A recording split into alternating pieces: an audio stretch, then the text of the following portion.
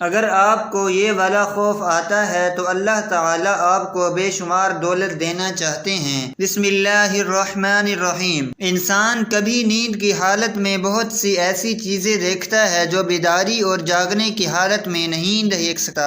عرف عام میں اس کو خواب کے لفظ سے تعبیر کیا جاتا ہے۔ اللہ تعالیٰ نے حضرت یوسف علیہ السلام کو بہت سے کمالات اور معجزات عطا فرمائے۔ ان میں خوابوں کی تعمیر کا علم بطور خاص عطا فرمایا۔ اس کا ذکر سورہ یوسف میں مذکور ہے۔ مثلاً بادشاہ مصر اور قیدیوں کے خواب حضرت یوسف علیہ السلام کے سامنے بیان ہوئے۔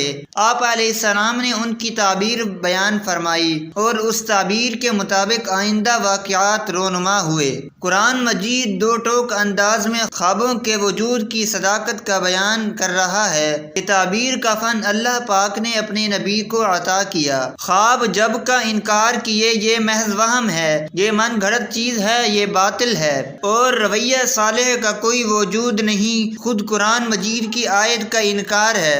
امام ابن سیرین رحمۃ اللہ علیہ، علامہ عبد الغنی نابلسی رحمۃ اللہ علیہ نے تعبیر کے باغ میں ایک حدیث پاک نقل کی ہے کہ حضور نبی کریم صلی اللہ علیہ وسلم نے فرمایا، جو شخص نیک خوابوں پر ایمان نہیں رکھتا وہ اللہ و آخرت پر ایمان نہیں رکھتا۔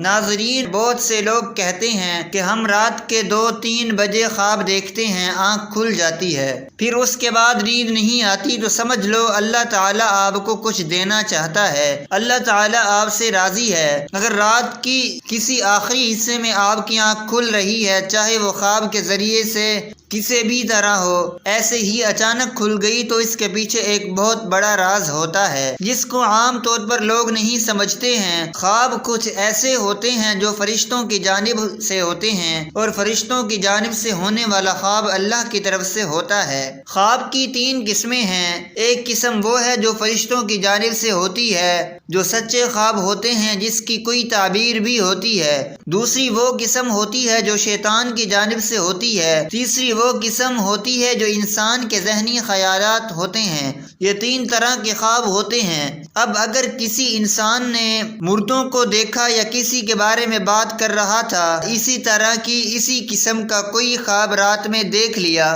تو اس کا مطلب یہ ہوتا ہے کہ اس کی جو ذہنی خیالات تھے وہی اس کے خواب میں آ گئے۔ سچے خواب عام طور پر رات کے آخری حصے میں آتے ہیں۔ علامہ ابن سیرین رحمۃ اللہ علیہ فرماتے ہیں کہ جب انسان سو جائے اور بالکل گہری نیند میں ہو جائے، جیسے سویا 1 گھنٹے بعد دیکھنے لگا، تو بعض مرتبہ کچھ لوگ کہتے ہیں، ڈاکٹروں کا کہنا ہے، حکیموں کا کہنا ہے کہ پیٹ کی خرابی کی وجہ سے بھی خواب آتے ہیں۔ تو اس وقت جو کوئی بھی خواب آ رہا ہے تو وہ اکثر و بیشتر پیٹ کی خرابی کی وجہ سے بھی ہوتا ہے۔ اگر آپ کو سوئے ہوئے 1-2 گھنٹے ہوئے ہیں اور خواب دیکھنے لگے تو بعض مرتبہ ذہنی خیالات ہوتے ہیں۔ رات کے آخری حصے میں اگر آپ خواب دیکھ رہے ہیں تو وہ اکثر و بیشتر سچے ہوتے ہیں، لیکن وہ سچا ان لوگوں کا ہوتا ہے جو لوگ نیک ہوتے ہیں۔ آپ صلی اللہ علیہ وسلم نے فرمایا، مومن کا خواب ایمان والے بندے کا خواب نبی کے 46ویں حصے کے برابر درجے رکھتا ہے، یعنی اس میں نبی کے 40ویں حصے کے برابر مومن بندے کے خواب میں سچائی ہوتی ہے اور اس کی کچھ نہ کچھ تعبیر بھی ہوتی ہے۔ اب سوال یہ ہے کہ مومن بندے کو عام طور پر خواب میں دکھتا کیا ہے؟ اس کو 2 کی چیزیں دکھتی ہیں، 2 وقتوں میں دکھتی ہیں۔ اگر کوئی بندہ نیک ہے، بہت زیادہ نیک ہے، عبادت کرتا ہے، مثلا تہجد پڑھتا ہے پابندی سے، پھر اس نے کسی وجہ سے تہجد پڑھنا بند کر دی، کوئی اور گناہ سرزد ہو گیا، تو اب اس کو فرشتے کی جانب سے آگ دکھنا، ڈراؤنا خواب آنا کہ جیسے ہم جہنم میں ڈالے جا رہے ہیں، جیسے قیامت قائم ہو گئی، جیسے ہمارا انتقال ہو گیا، ہم قبر میں پہنچ گئے، تو یہ بعض مرتبہ احساس دلانے کے لیے اور یہ بتلانے کے لیے خواب آتے ہیں کہ مرنا بھی ہے اور دنیا سے جانا بھی ہے اور قیامت کے دن کا سامنا بھی کرنا ہے۔ تو یہ یاد دہانی کے لیے بعض مرتبہ فرشتے کی جانب سے خواب مومن بندے کو آتا ہے۔ ویسے وہ اس لیے کہ جب وہ کسی اپنے اچھے عمل میں کمی کر دے۔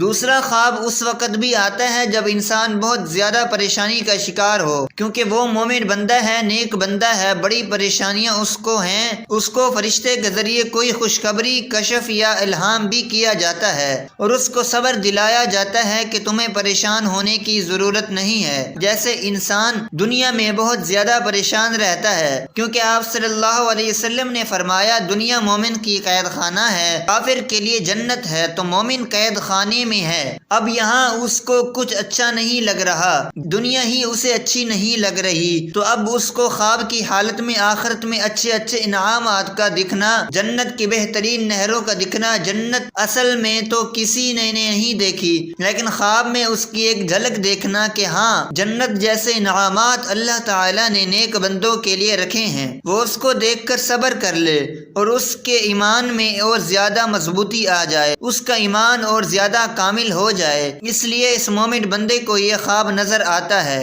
تو اگر آپ کی 3 بجے 2 بجے آنکھ کھل رہی ہے تو آپ ایک ہی فوراً کام کرو کہ آپ اٹھو اور اٹھنے کے بعد آپ تہجد کی نماز پڑھ لو، 2 رکعت 4 رکعت 6 رکعت جتنی آپ چاہیں پڑھ سکتے ہیں پڑھیں۔ آپ یہ دیکھیں کہ کتنی بڑی نیکی کا کام ہے اور امت محمدیہ صلی اللہ علیہ وسلم پر اللہ تعالیٰ کا کتنا بڑا فضل و کرم ہے کہ اگر کوئی بندہ گناہ کا ارادہ کرے، مثلاً وہ یہ کہے کہ ہم کل دن میں چوری کریں گے اور پھر وہ کل دن میں چوری نہ کریں تو اس کا گناہ نہیں لکھا جائے گا۔ مثلاً وہ یہ کہے کہ ہم کل دن میں چوری کریں گے اور پھر وہ کل دن میں چوری نہ کریں تو اس کا گناہ نہیں لکھا جائے گا۔ لیکن اگر بندے نے یہ نیت کی کہ ہم رات میں اٹھ کر آخری پہر میں 3 بجے اٹھ کر تہجد پڑھیں گے، پھر اس کی آنکھ نہیں کھلی لیکن اس کی نیت یہ تھی کہ پڑھیں گے، تو اس کا ثواب اس کے نامہ اعمال میں ثواب لکھ دیا جاتا ہے۔ یہ امت محمدیہ صلی اللہ علیہ وسلم کے لیے کتنا بڑا انعام ہے کہ نیکی کے ارادے پر ثواب لکھا جا رہا ہے۔ برائی یا گناہ کا کام جب تک آپ نہ کر لیں اس وقت تک وہ گناہ کا کام نہیں لکھا جاتا ہے۔ تو اس لیے اگر آپ کی آنکھ کھل رہی ہے تو آپ اس وقت 2 یا 4 رکعت تہجد کی نماز پڑھ لیں۔ کم سے کم تہجد کی نماز 2 رکعت ہے یا زیادہ سے زیادہ